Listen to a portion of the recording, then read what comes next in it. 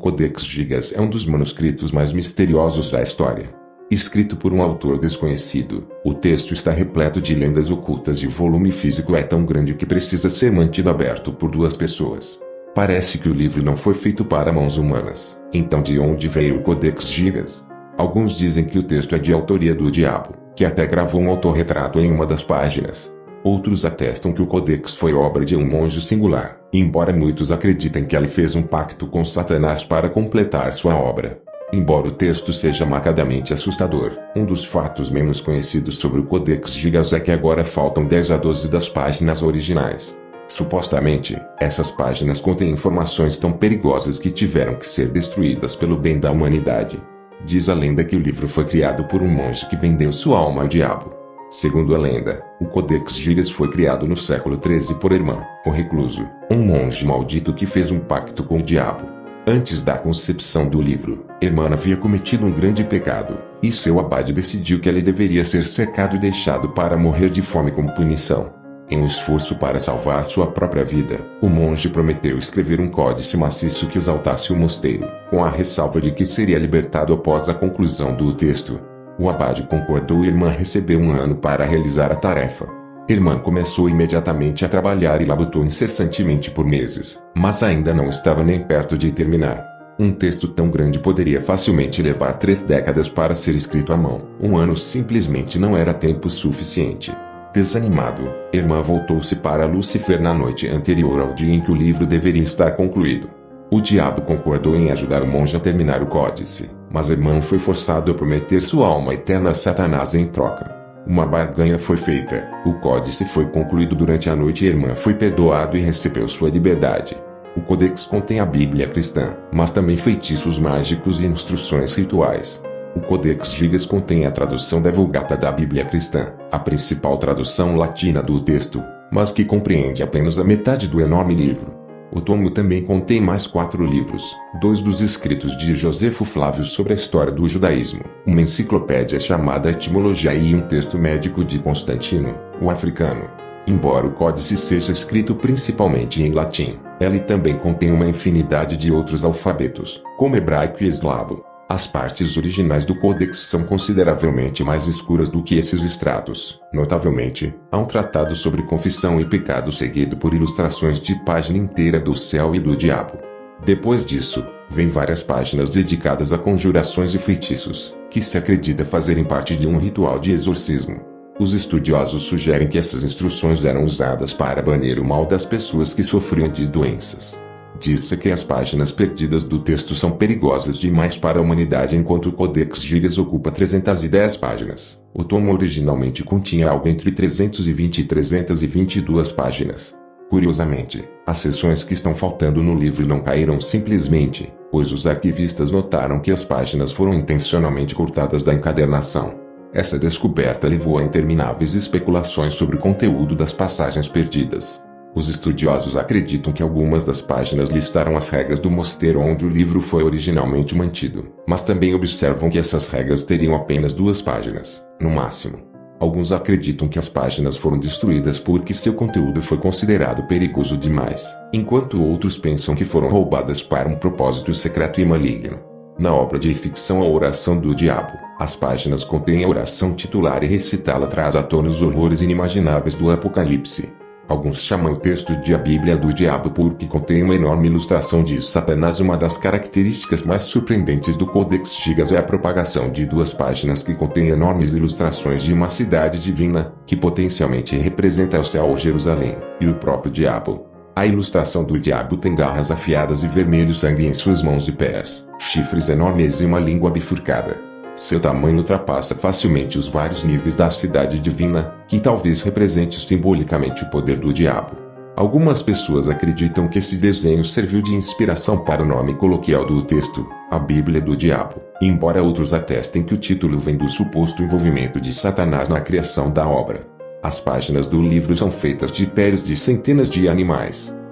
O Codex Gigas é um livro enorme e pesa 1 tonelada. Mais precisamente, ele pesa 165 libras exaustivas, um peso razoável para um ser humano adulto. O livro é tão grande que só pode ser lido se 2 pessoas o segurarem em conjunto. Os materiais usados para construir o tomo respondem pela massa alarmante do livro de 300 páginas. O codex é encadenado com placas de madeira revestidas de couro, com ferragens de latão instaladas para manter as páginas unidas. Embora a capa não seja de forma alguma leve, o que mais contribui para o peso do livro são as próprias páginas. Em vez de papel, as páginas são feitas de pergaminho fino, tradicionalmente criado com pele de bezerro. Estima-se que mais de 300 páginas exigiram as peles de 160 animais, que alguns especulam que vieram de cabras, bezerros, burros ou talvez uma mistura dos três. Quando o Codex foi salvo de um incêndio, feriu um espectador no processo. A Guerra dos 30 Anos é uma das lutas religiosas mais mortíferas da história europeia. O conflito foi desencadeado por uma divisão entre católicos e protestantes, e um dos principais jogadores foi a Suécia, que ficou do lado dos protestantes. No final da guerra em 1648, a Suécia invadiu Praga, a capital da Boêmia, agora República Checa Ocidental, e saqueou os tesouros da cidade. Entre os despojos da guerra estava o Codex Gigas, que foi levado de volta ao castelo de Estocolmo, na Suécia.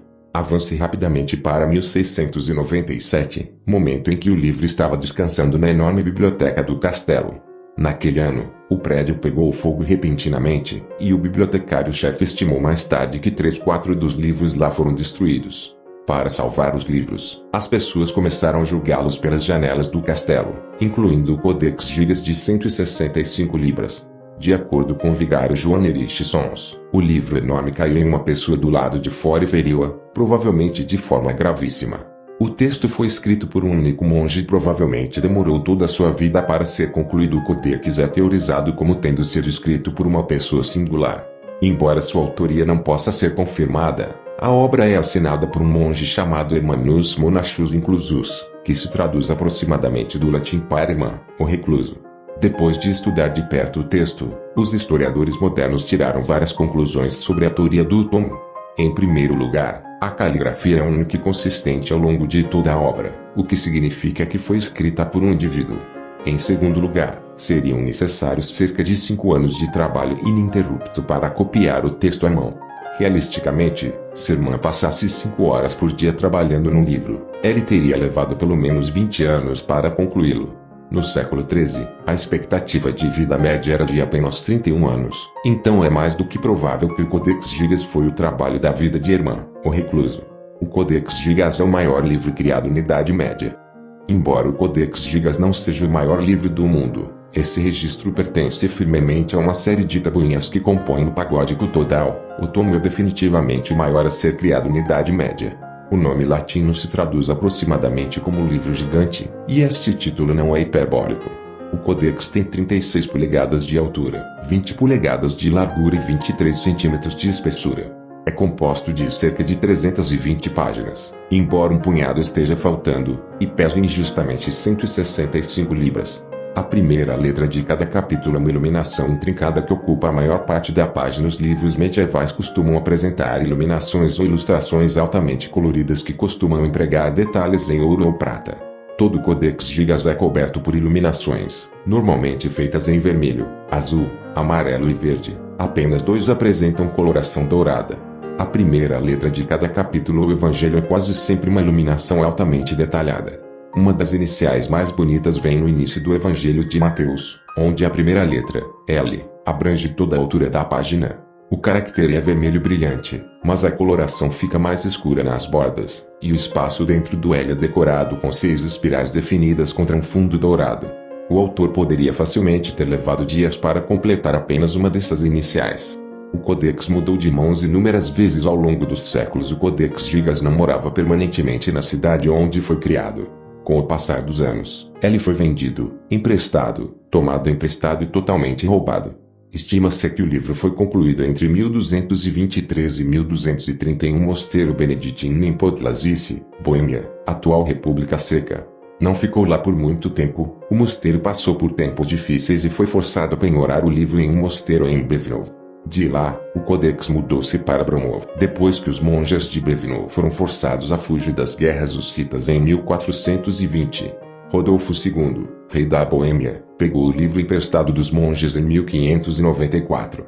Ela nunca o devolveu e, Em vez disso, o manteve com o restante dos tesouros reais que ele havia emprestado ao longo dos anos. Então, em 1648, foi tomada pelos suecos quando saquearam Praga no final da Guerra dos 30 Anos. Depois disso, foi mantido na Biblioteca Real de Estocolmo, onde um grande incêndio o afetou por um tempo. Hoje em dia, o livro é frequentemente enviado por empréstimo para fins educacionais. Em 2007, o livro foi emprestado a Praga, o que permitiu ao povo tcheco examinar o texto que havia originalmente escrito e possuído séculos antes.